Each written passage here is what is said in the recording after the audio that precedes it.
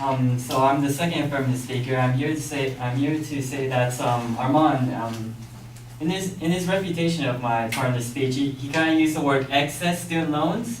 I'm here to wonder what does excess really mean, because it can go anywhere from like $1 to $1,000. I'm wondering where's all that money coming from, and how does that really make this student loan problem excessive? And I'm also here to talk about that the majority of the U.S. students already use federal aid already.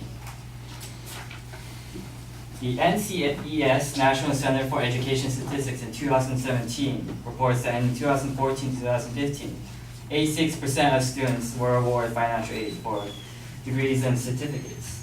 Now, there's so much already coming from financial aid, so I'm here wondering, why don't we just cut the middleman and make the federal system all pay for colleges?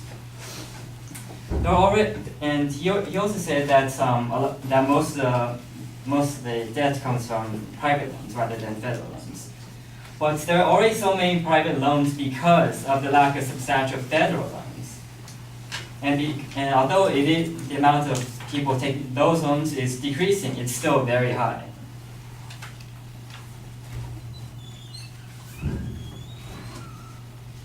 My second point is that the reason why the majority of the budget comes from tuition is because of lack of federal funding. The National Priorities Project in 2015 reports that in 2015, the federal budget is $3.8 trillion, and the government spends only $107.6 billion, or 3% of total spending, for education in 2015. Now, if they're only spending 3% of their total budgets towards education, then there has to be a problem there, because if we increase it, it'll make it so that people will no longer have to take private loans. My third point is that there is indeed a problem with the school system that Armand does not really address. The Educational Trust reports that approximately 21.9% of teachers in high poverty schools are underqualified, and low poverty schools 10.9% are underqualified. Now, if there's so many unqualified teachers in the school programs because it's already privatized, if we make it a federal problem, then that will create more stiff competition for teachers to become better. And also federal education funding from the government is actually wasted by the schools, where Terrence F. Ross edited The Atlantic in June 2015 report, quoted as saying, audits regularly find wasted funds at the district level, including more than $2.7 million in misspent tech funding for schools in Texas, in one case.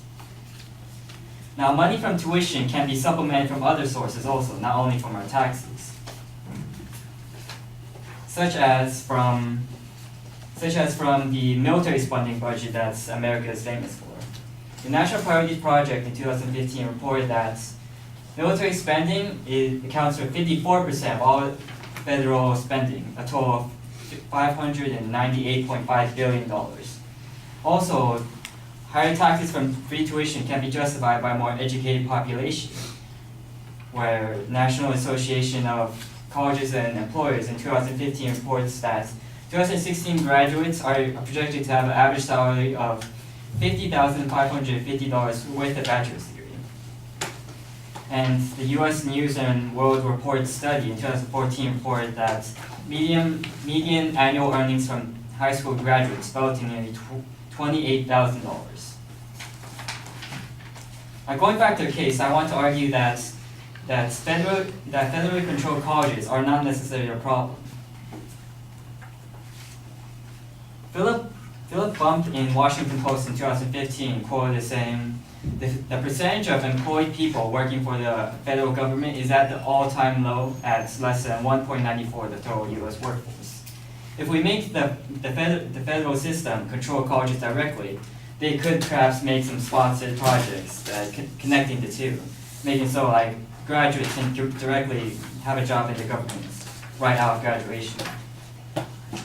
My second point, students have a low standing in basic federal knowledge, such as politics, economics, and finance, that actually limit their abilities to succeed in the workplace. The Federal Reserve Bank of Minneapolis in 2008 reports that a study of high school transcripts show that only about 44% of high school students take a separate course in economics. And Max Fisher, editor of The Atlantic in 2010, in a report said that in 2009, 83% of those who took a civic knowledge test failed. And my last point is that free tuition would encourage learning and pursuit of individual happiness that our current system does not promote. An article in Scoop Book by Sanchi Gupta, an Indian product manager, quoted saying, "The talents that we had as children had immense potential to flourish into polished skills, but we threw them all away and became adults." I'm here to argue that's because of the school system, where we promote graduating instead of actually learning.